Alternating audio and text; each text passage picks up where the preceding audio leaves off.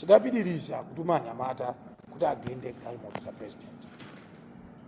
Tiwathokoze achitetezo a polisi amene akuganiza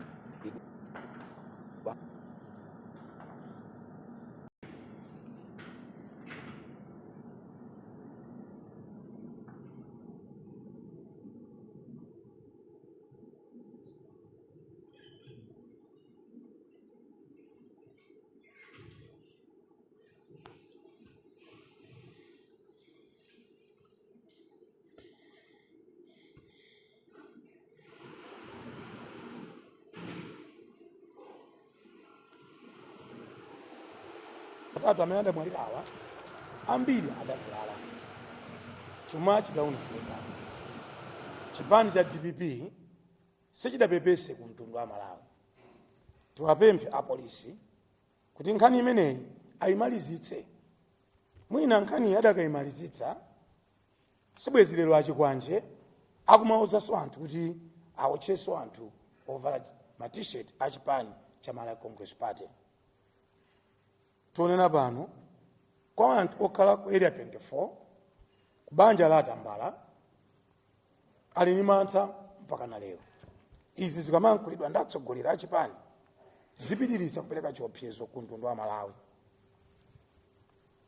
Zimene anena achikwanje zikuperekanso mantha ndi kutikumbutsa za imfa ya Anjaunju amene amagwira ntchito ku Anti-Corruption Bureau amene iwo adaphedwa mu nthawi imene DPP imalamulira, ndipo galimoto yawo idatenthedwa. Zimene anena achikwanje zikutiopseza ndi kubweretsa chiopsezo potikumbutsa kuocha a Zodiac Broadcasting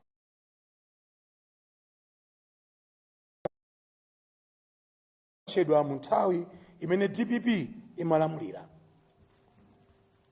Zimene anena achikwanje zikutipatsa mantha ndi kutiopseza ndi kutikumbutsa mene nyumba yoyendetsera masankho AMEC idawotchedwa kuno ku Lilongwe mu nthawi imene Honorable Msungama adapita ku khoti pofuna chilungamo. Mu nthawi yawo misika yambiri idawotchedwa. Mu nthawi yawo nyumba za boma kuphatikizirapo Escom, Agriculture komanso Tikwere House zidawotchedwa. Mu nthawi yawo a DPP tidataya anzathu achaubino oposa 184 mu ulamuliro wawo. Zikutipatsa anthu 20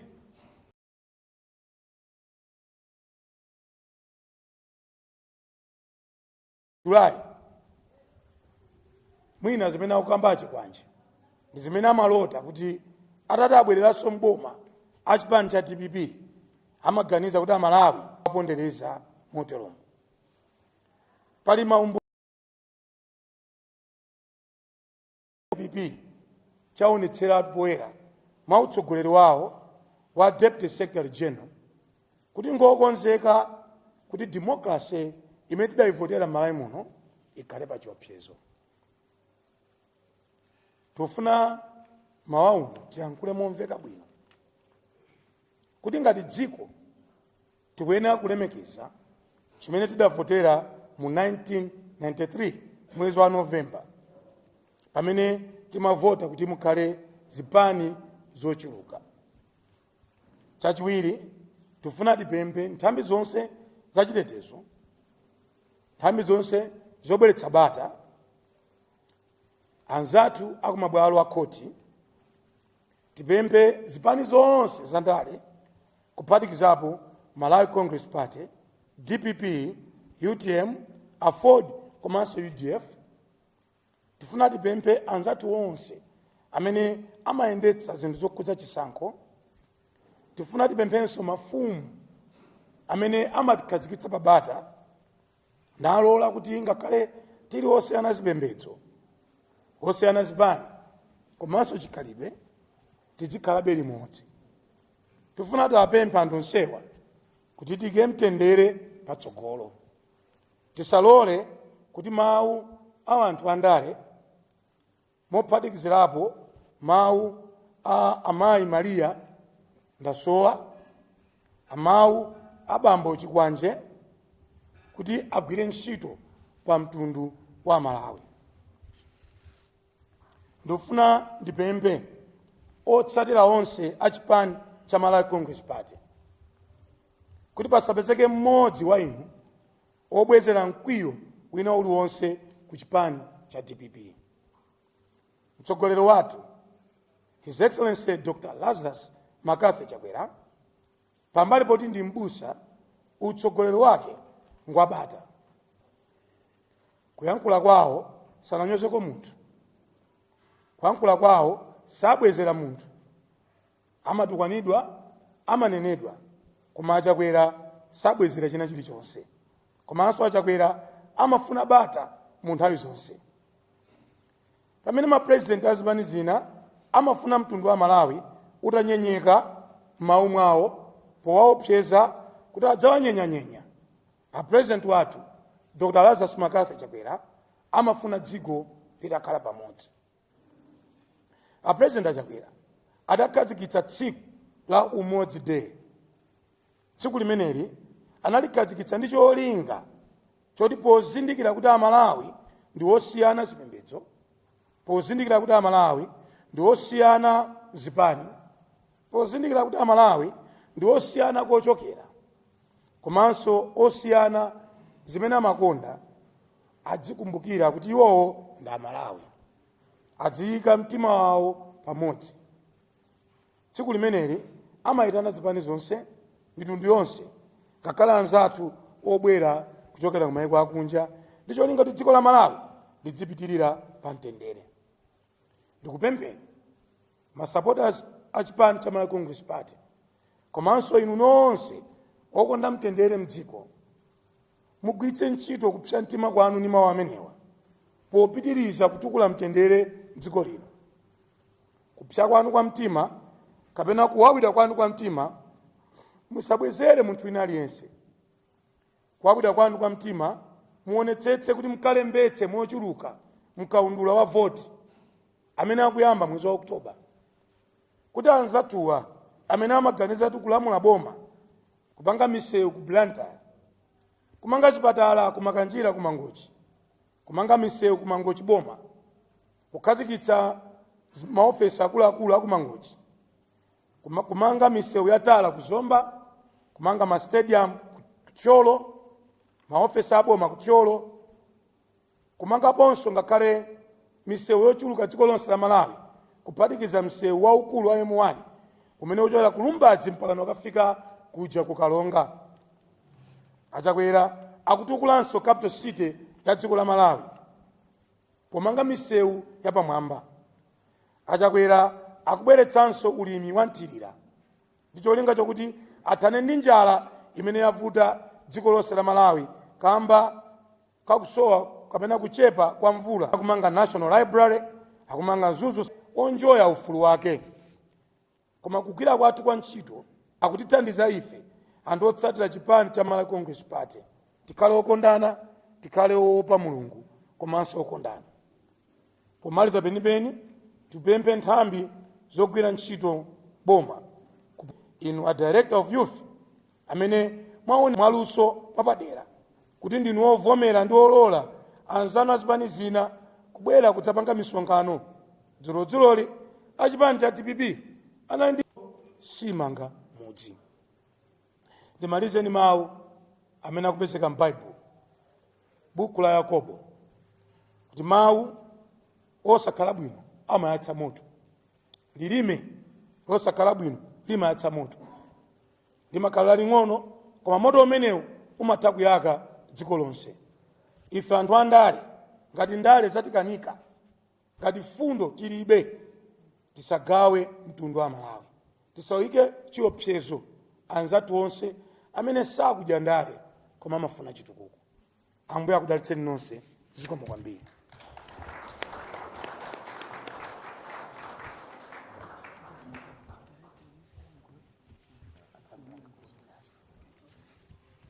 Zikomo kwambiri. Mangofuna ndionjezere kuti kwa Tambala tinaluza mayi ndi bambo, makolo onse ndi ndi mwana mmodzi imene kuti tili ndi family imene inaotchedwa nkuphedwa mwa mawu amene tinamvawo. Timafunanso kuti tiwonjeze kuti violence yaoneka kuti nkhanza zikuoneka kuti ndizokhulupirira za anthuwa, koma nkhani ya peace and unity yanenedwayo ikuyenera kuti tiyitsindike ndithu. Ndikukhulupirira kuti munaona tatulutsa press release pompano kuti tinayitanidwa msonkhano wa UDF, nde titaona kuti kunanenedwa kuti kukapangidwa violence mapetake timanamizidwe ife tinapanga council.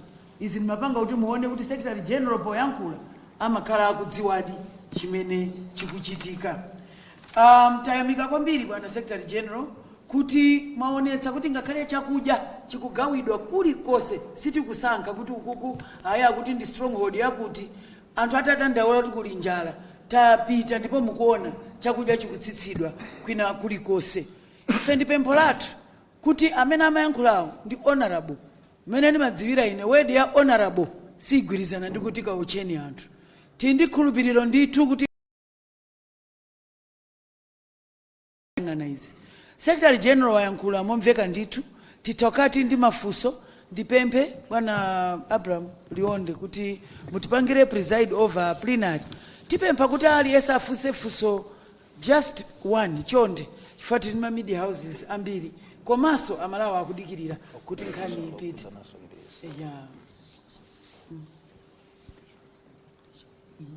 Yeah, komanso let's focus tionetsetse tikufusa zaizizi sapite kwina ndi kwina ete zikomo.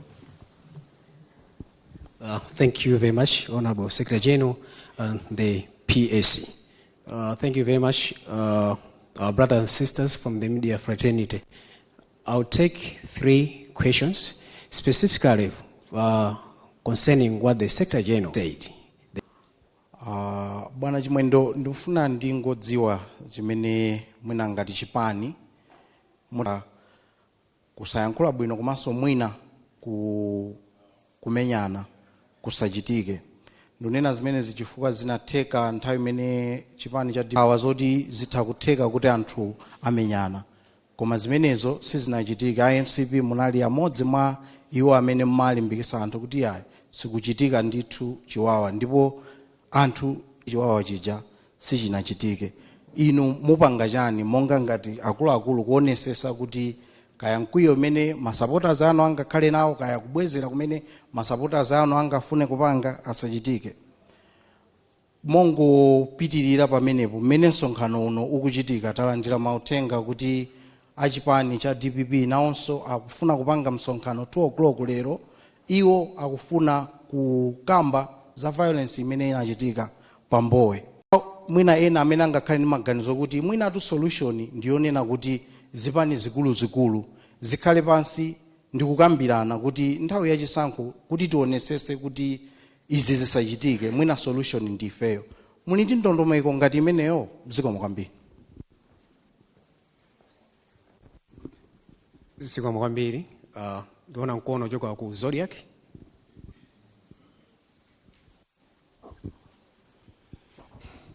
Dzina langa ndi Western Guta kuchokera ku Zodiac.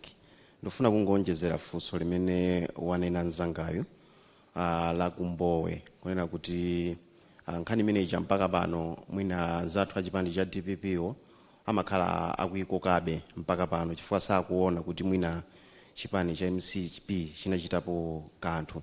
Funso langa ndionena kuti kodi chipani chimenechi chimazindikira kuti anthu amene anachita zimene zija anali ena mwa mamembala ake, ndipo chipani chinachitapo chani? Chifukwa mwina nkutheka kuti zina zimene zingamabwere kutsogoloku nchifukwa chakuti chipwirikiti chimene chinachitikapo mbuyomo chipani cha MCP sichinachitepo kanthu.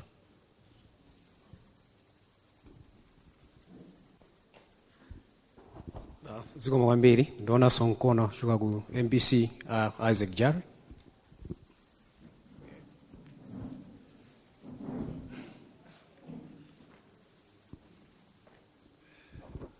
Ine Isaac Jari tachoka ku MPC. Kodi ngati chipani cha Malawi Congress mwachitapo chani over the years pamodzi ndi azipani zotsutsa boma makamaka pa level ya kulikulu pa level ya kulikulu kwa ngati MCP, UDF achina DPP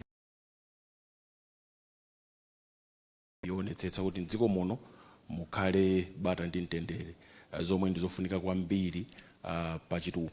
Mwachitapo chani pa that level, pa high level kusiyana ngati bata ndi mtendere ndekuti zimafalikira kupita kumusi? Simukuona kuti pali kuperewera pa nkhani ngati imene? Thank you.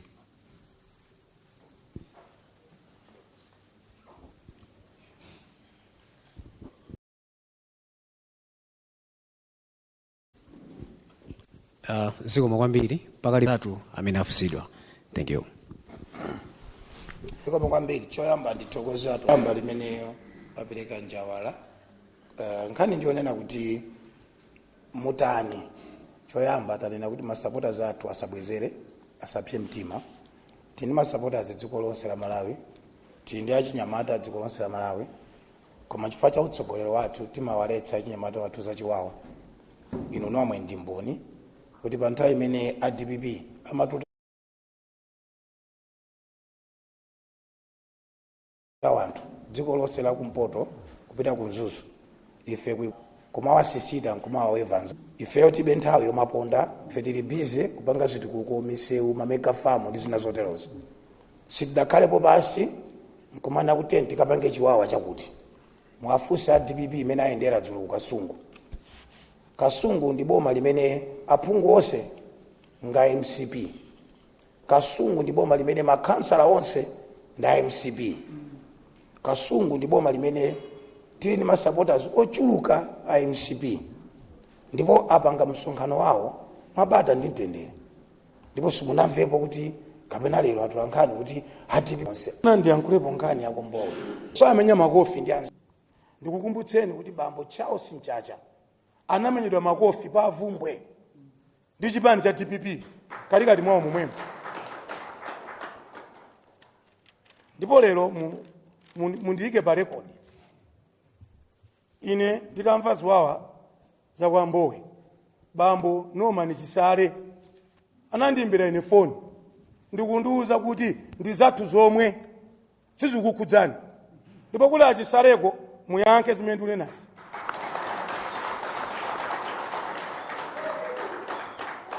Achisale kumene muliliko pano ndinu director of youth. Munanena nokha kuti izi ndi zathu zomwe. Ndipo pofika masana tsiku la lero mutulutse mayina achinyamata a MCP amene anali pa Mbowe. Mutipatse mayina amenewo kuti anyamata ake ndi awa. Mumakangana nokha, mumayambana nokha, mumamenyana nokha. Munati Bula Brown mpinganjira makofi pa Crown Lodge, munakamenya Anchacha kwa Vumbwe, kenako anzanu akupanga mbibidi pa Mbowe, munaona kuti anzanu achuka, munakapanga zimenezo. Munakaocha Atambala kuja kweli 24. Noka. Tono lero mukamati Malawi Congress Party tikupatse nidanga lero pakuti mwati muli ndizo yankula, munene ndandanda wa anyamata a MCP amene mudawaona pa Mbowe, mwachule mayina lero. Mwachule mayina foso mangoti kwa Mbowe pamene mukudziwa kuti chipani chanu chidagawanikana, chipani chanu wina mapita mapita yake anankhumwa atulukamo, akabambe atulukamo, makampu anu atsala awiri adakali momwemo akusuzumira kuti mwina adadi azisiya alowemo. Ndi zimene zozo mukakangana kwanuko musapake chipani cha Malawi Congress Party. Spese yanga ine kudowa ko spese yanga ine msonkhano kunalunga. Ine ndili director of youth. Tinamulandira bwino anali president wa dziko la Malawi. A former president Peter Mutharika apita kunzuzu abwerako. Pamene MCP Norman Chisale kuti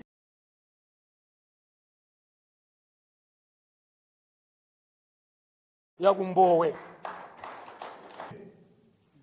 Kagwire kukhala ndi dziko la impunity Dr. Lazarus Makafe chakwera.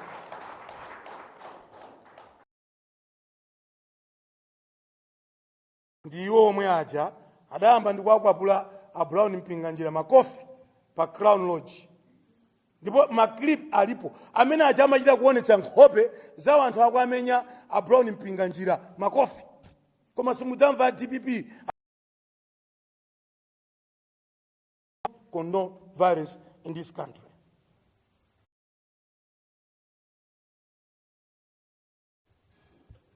Dear Western Kudamuguti, Hena Mama Membalawa. Let me tell you, the first violence which happened in this country at the VIP level was the stoning of the vehicle of the late Vice President, Dr. South Klaus Chilima. Kumachinga. Open violence. And it's in the media, and I'm not cooking the story here. In Palombe and both. And the DPP was at the center of that violence. Kuagenda, Right Honorable Dr. South Klaus Chilima. Convoy out. And you know what happened? The following week, Mpamene, anakwata mbala, banja lakwata mbala, limakapedwa, anthu atatu, tsiku limodzi. Kuotchedwa moto kumaotcha wanthu.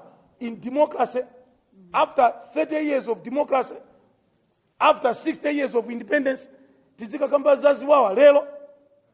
No, Malawi should move progressively. If etakakotutsa boma chaka 26, zimatiwawa kuti siti kulamula boma, koma sitinapangeko virus ya mtundu ngati umene. We have never done that. Kungotuluka mboma zaka 4, nakakuli kumene mufikire zaka 30, ndezikhala bwanji. Zaka 4 zenizenizi, koma mwamba kale banik, mwamba kuopseza wantu. We don't want that. Mwapanga chani pa high level, tima kumana ku Center for Multi-Party Democracy, CMD.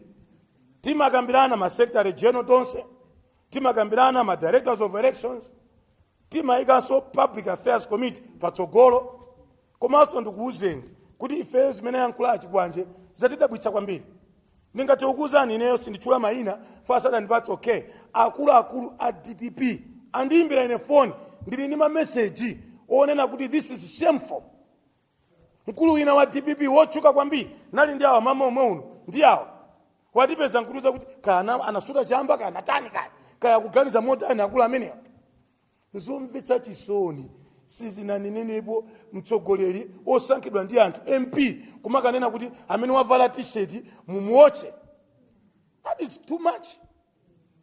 And that coming from an elected member of parliament who is called honorable. This is a shame to the democracy of Malawi. Anakakhala maiko akunja lero timaina kuona resignation as a member of parliament. Amaina kula pansi udini. Ngati chipani cha DPP chikupanga msonkhano masana ano, tikufuna timve kuti mwachotsa chikwanje pa usekretary general, mwachotsa chikwanje pa regional governor. If that happens in my Congress party, I will not even wait for Dr. Chakwera. I will fire that particular person immediately. Because dziko linolo maunga tamenewa ndamene amayatsa moto. Mawu amenewa amakaopseza wanthu ena. Zimakachitika tsopano nzonena kuti wina akakamva mawu amenaja anyamatawa ngosiyana maganizo. Pompaja wina mapempha a MP tiguleni petulo. Kodi amene ojara wapeza yekha ndalama. Silimva kuti nyumba ina kumachinga ochedwa by Professor Arthur Peter Mutharika. Izi sizoyankhula na malomba yayi. No. Professor Arthur Peter Mutharika, you must speak and condemn violence. You must speak and condemn violence. This must never be tolerated in this nation. And in Uswa Nyamata Malawi Congress Party, tisamve. If we ever hear we will disassociate with you, we expel you from the party. We nali eswainu amena pange ziwawa ifeo timchotsa mchipani. Because we are not here for ziwawa. No. We don't want that. Tikangokumvani kuti mupanga ziwawa mufuna obwezera. Ena mafuna wakabwezera kuchikwawa amena na agenda Dr. Lazarus Chakwera. Tinachita kuletsa kuti leave the law into the hands of the police. Malamulo alipo amena magulitsa ntchito malamulo. Koma osati ifeo tikatenge malamulo akhale m'manja mwathu.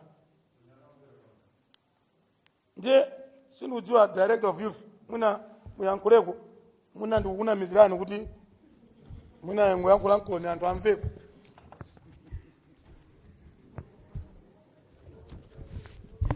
Mpereke ulemu wanu kulemekezeka a Secretary General Honorable Richard Chimwendo Banda amenenso muli mkulu oyang'anira nyumba ya malamulo kuposaposa amenenso muli nduna yoyang'ana zokuti kukhale mtendere wonse kuno. Ndipereke ulemu kwa TG komanso mwapadera chinkuza mawu cha chipani Dr. Jesse Kabwira. Ineyo malo mwa chipani cha Malawi Congress Party ndikufuna a Secretary General ndiyende nanu limodzi komanso kutsindika mawu amene mwanena okhuzana ndi mtendere. Ni mawu amenenso His Excellency Dr. Lazarus Makafe Chakwera nditangosankhidwa anandiuza kunena kuti mphamvu zonse zoonesesa kuti ugwire ntchito ndi achinyamata convention yakupasa, koma chimodzi chimene ndingakupemphe uonesese kunena kuti pakhale mtendere okhazikika kuyambira ku chipani. Ndiye kuchokera mwa mawu omwewo takhala tikupita madera osiyanasiyana komanso kuchita reach out kwa anzathu a DPP. Mu chigawo chakumwera a Secretary General komanso nonse amene mukuonera nthawi imene DPP imapanga msonkhano wake waukulu a Deputy Secretary General anayamba ndi kuchosa ndi malanda about monse ndipo anazichosa DPP.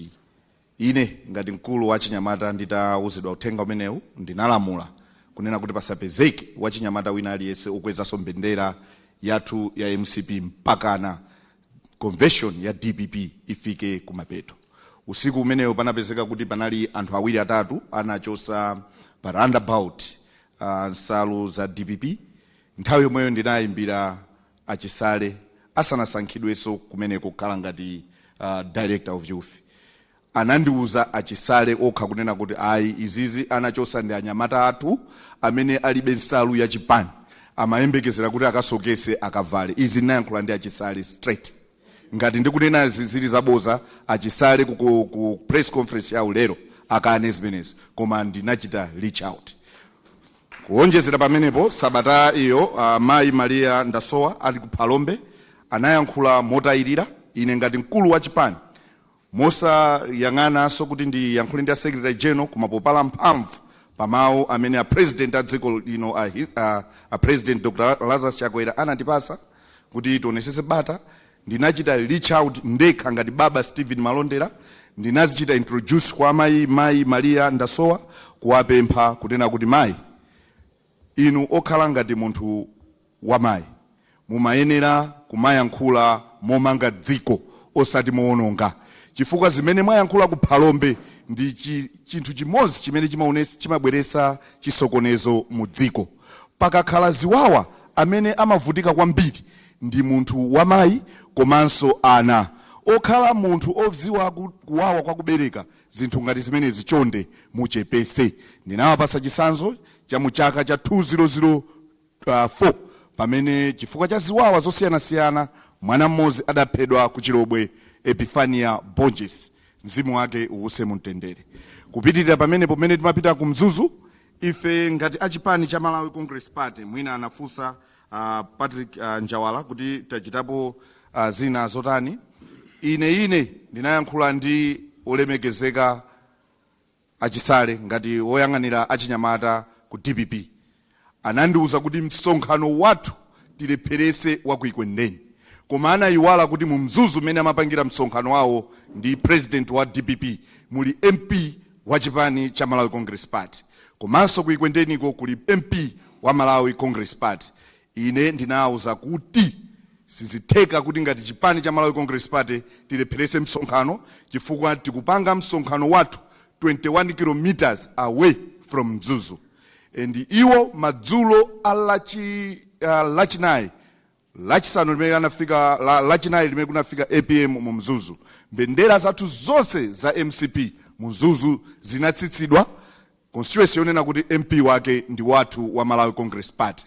Uthenga utandipeza ndinayankhula ndi Deputy President Mayi Catherine Godani Hala kuwauza, ndipo ndinayankhulana nawo tidagwirizana kuti achinyamata asapezekenso akukweza mbendera yathu. Mukuyankhulana kwathu pamene timayankhulana ndi achisale ndinauza kuti inu mukuona kuti uwu ndi mwayi onena kuti pakhala violence, koma ife ngati chipani cha Malawi Congress Party tikuona kuti ndi mwayi oti tikuoneseni kunena kuti timakhulupirira mwa Malawi modzi, Malawi wa bata, Malawi wa mtendere, ndipo zachikwawa sizichitika. ndipo ndinabechera ine ngati baba Stephen Malondera, mkulu wa Chinyamata ku chipani cha Malawi Congress Party, kuti ntchito yanu sio maona kuti apa pachitika ziwawa, koma ntchito yanu ndiyo maona kuti mwayi umene ukuoneka kuti pakhoza kukhala ziwawa ndi chani chimene tingachite pokonda dziko la Malawi kuti likhale dziko la mtendere. Ndinasimikizira mmene timayamba parade olemekezeka Secretary General, ndinakumana ndi achinyamata pa CDSS pa Ikwendeni, onse ndikuyankhula nawo, tinali ndi achinyamata pafupifupi 2500 amene anali oyenera kuti akalowe pa parade. Tisanalowe pa parade ndinayankhula kunena kuti ukapezeka ukupanga zosiyana ndi ngodya za chipani cha Malawi Congress Party, ndiye kuti iwe lero ku chipani kusuzabwera mwina upita kumene board, koma ku youth kumene ine ndi director wa youth suzapezekaso ayi. Ndiye tinayamba kuyenda ulendo wathu pamene a DPP amachoka ku Chitipa, amachoka ena ku Karonga, ena amachoka ku Lumpi, matraki ambiri amene amadusa achinyamata kunali aduse. Ndikupempheni anzathu a media, mmene munaonera zinthu za mtendere zinachitikira kumpoto kuja, sizinangochitika zokha, zimayenera kuti muyamikire utsogoleri umene ulipo ku chipani cha Malawi Congress Party osogozedwa ndi Dr. Lazarus Makafe Chakwera. Ina akakhala nthawi ya DPP kuti achinyamata a DPP 2600 akuyenda, ndiye muli ndi 30 tani mozi ya anthu a MCP akwera. Akuluakulu sipanakakhala za mtendere. Tazionapo ku Luchenza tinagendedwa kwambiri. Ndiye ndikutsimikizireni kunena kuti achinyamata amene muli ku chipanichi pasi pa ulamuliro umene convention inandipasa, mukapita chitsogolo kutenga mastepe ochuluka, nkhani imeneyo mwayiyamba nokha. Ine ngati mkulu wa chinyamata zimenezo tikunena kuti ayi ndipo zisachitike. Ndi mawu amenewa ndikufunireni zabwino zonse anzathu aku DPP pamene mukumuchosa chikwanjerero ngati Deputy Secretary General komanso Governor wa chipani chimenechi ku Eastern Region. Zikomo kwambiri.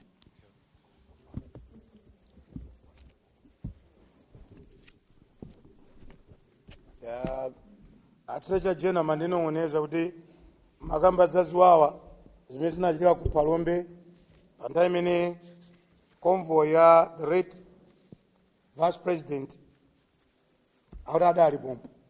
Tafotokozani pang'ono koma sindifuna kuchita lose focus on the call for peace and unity in Malawi.